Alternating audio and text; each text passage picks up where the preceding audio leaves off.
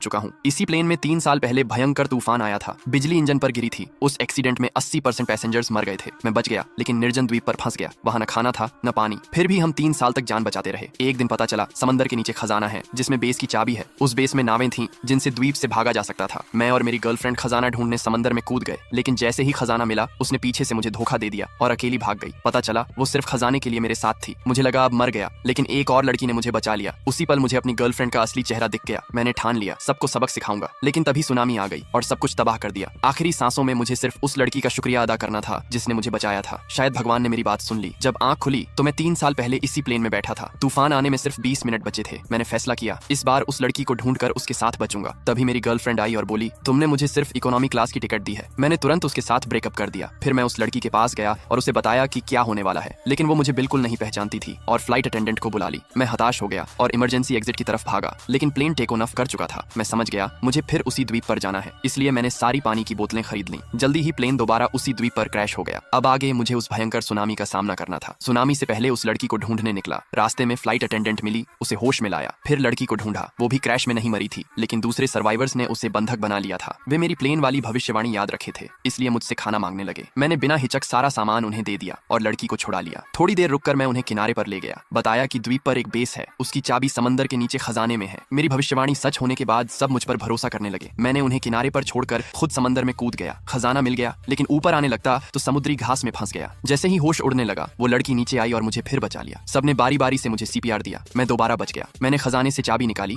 और उन्हें बेस तक ले गया। वहां हमें नाव मिल गई। आखिरकार हम सफलतापूर्वक द्वीप से भाग निकले। पार्ट 2 देखने के लिए ये इमोजी कमेंट करो।